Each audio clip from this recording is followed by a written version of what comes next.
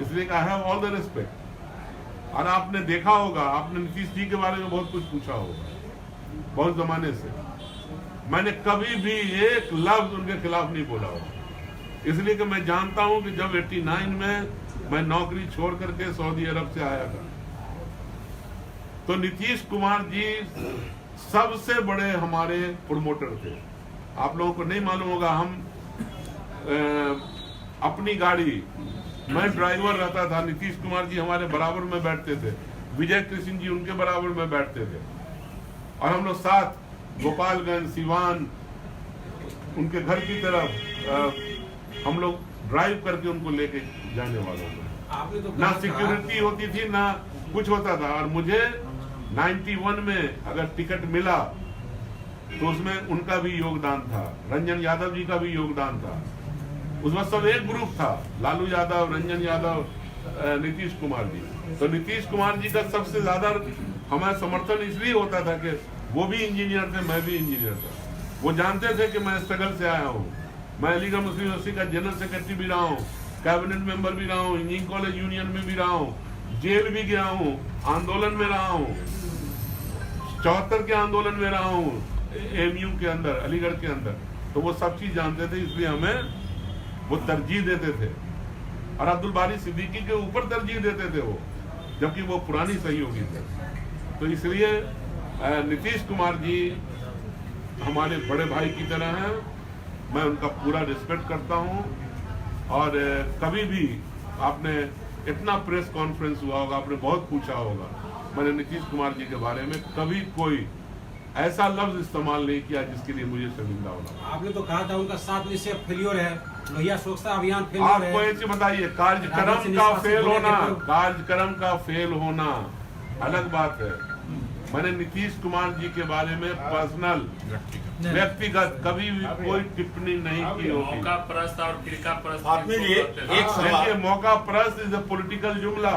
फिरका परस्त के साथ बीजेपी के साथ होना एक पॉलिटिकल जुमला है, लेकिन व्यक्तिगत नीतीश कुमार के अंदर मैंने कोई भी खराबी ऑन रिकॉर्ड मैंने लाइफ में कभी एक लफ्ज, क्योंकि मैं मेरे ऊपर जो एहसान करता है मैं उसको कभी भूलता नहीं हूँ। नीतीश कुमार जी का मेरे ऊपर एहसान था। एक आध दफा कोई डिफरेंसेस भी हुए लालू जी से, तो नीतीश कुमार जी थे जिन्होंने निगोशिएट करा के मामले को सेटल कराया। जब हम और नीतीश कुमार एक साथ लोकसभा में होते थे, इसलिए नीतीश कुमार जी से पर्सनल मेरा कोई डिफरेंसेस नहीं है। पॉलिटिकली मैं राजद में था, राजद के सारे कार्यक्रम को आगे बढ़ाता था। राजद का अगर पॉलिटिकल फैसला था कि ये फला चीज बिहार में गलत हो रहा है तो मेरा बोलना अनिवार्य था, मैं बोलूंगा।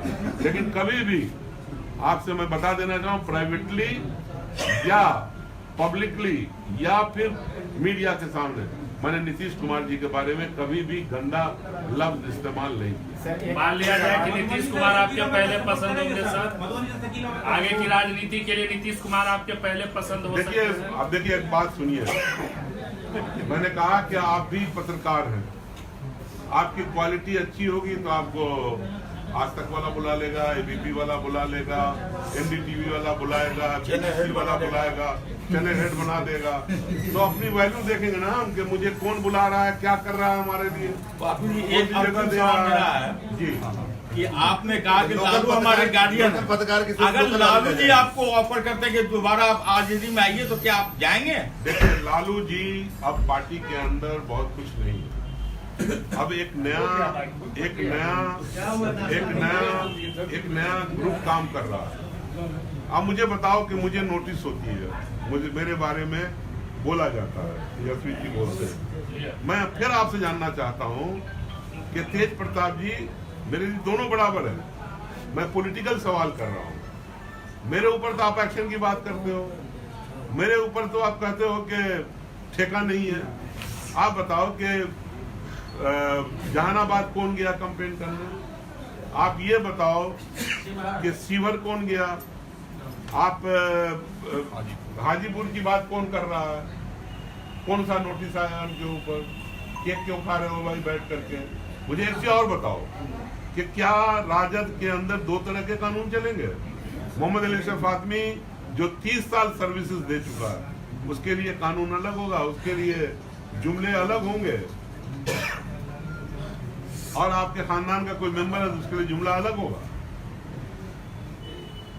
कहीं समझो कि ये जो कुछ हो रहा है, एक महल गिर रहा है, उसको बचाएं। वो मुझे तो कोई लेना देना नहीं, लेकिन एक महल को गिरने से बचाएं, और इससे ज्यादा मैं कुछ नहीं कहूंगा। मैं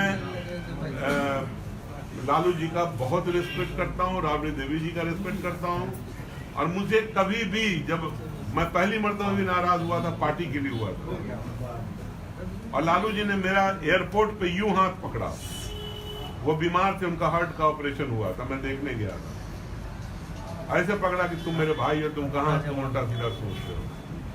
मेरे आंख से आंसू आ गया। मैंने उसके बाद कहा कि नहीं, मैं आपके साथ हूँ। आप क्या समझ रहे हो? लालू जी का रिस्पेक्ट मेरे दिल में था, है, रहेगा। सिद्दीकी ने आपको धोखा दिया है, लालू जी सिद्दीकी ने आपको धोखा दिया है, क्या इस चुनाव में आपकी कोर कमेटी उसका विरोध करेगी? देखिए, ऐसा है कि कोर कमेटी क्या करेगी, आपसे क्यों डिस्कस कर ले हम? कहाँ वोट डालेगा? आप अपना वोट डालिएगा, मदरसा बोर्ड चेयरमैन उनके समर्थन में। आप नहीं, इन्होंने बोला है वली रहमानी साहब जो मदरसा बोर्ड है। नहीं, पहले सुन लीजिए, मुस्लिम पर्सनल लॉ चेयरमैन किस पद के हैं वो? मुस्लिम पर्सनल लॉ बोर्ड, मुस्लिम पर्सनल लॉ बोर्ड के वो चेयरमैन है, वो जो कहेंगे वो करेंगे, प्लस क्या मैं आपका कोर कमेटी जो कहेगा वो करेंगे। तो क्या ये सिद्दीकी के विरोध में उतरेंगे? मधुबनी के संदर्भ में मैंने कहा, यहाँ की भी मीटिंग करेंगे, वहाँ की भी करेंगे। 2 दिन के बाद पूछिएगा, मैं बता दूंगा लाइन ऑफ एक्शन क्या है। आखिरी सवाल, 2 दिन के बाद लालू जी के काफी करीब रहे, राजद के भी काफी करीब रहे, ये हमें बताइए कि आरजेडी में जो अभी चल रहा है, क्या वाकई दोनों भाई के अंदर डिफरेंसेस है राजनीति को लेकर? अच्छा, मैं क्यों बताऊं, मैं क्यों टिप्पणी करूं? दोनों भाई में कोई टिप्पणी की जरूरत नहीं है। मैंने एक्शन की बात की कि मैंने कहा था कि मैं नॉमिनेशन करना चाहता हूं, और नॉमिनेशन किया भी नहीं था, और मेरे ऊपर टिप्पणी हो गई। उनका भाई, सगा भाई, बड़ा भाई, लालू जी का लड़का उसी पार्टी के अंदर जहानाबाद और शिवर में कैंपेन कर रहा है, अपने कैंडिडेट के खिलाफ वोट मांग रहा है, पार्टी का एमएलए है। आप विपक्ष के नेता हो, आप जब इतना दिन हो गया, मेरे बेटा को कहीं देखा मेरे लिए वोट मांगते हुए, मेरे लिए नॉमिनेशन में जाते हुए? आरजेडी का एमएलए है, आपने कहीं नहीं देखा होगा। आपने कभी प्रेस कॉन्फ्रेंस में देखा? अभी प्रेस कॉन्फ्रेंस हो रहा है, घर में भी नहीं होगा। आरजेडी में भी परिवारवाद है क्या? नहीं, अब ये मैं नहीं कहूंगा परिवारवाद है क्या है, लेकिन ये दोहरी नीति है। एक सवाल ये है कि पॉलिटिकल में जो चीज दिख रहा है उसकी चर्चाएं होती है, डिफरेंसेस दिख रहा है राजनीति में, वो दिख रहा है, तो आपको लग रहा है वो डिफरेंसेस है दोनों के बीच में? भाई, अब आप लोग देखिए ना, आपके पास कैमरा है कि एक आदमी 2 जगह कैंपेन कर रहा है, तीसरी जगह की बात कर रहा है। खामोशी क्यों है? मेरे ऊपर नाराजगी क्यों है? क्यों हुई? अब तो मैं पार्टी में नहीं हूं, मैं क्या टिप्पणी करूं?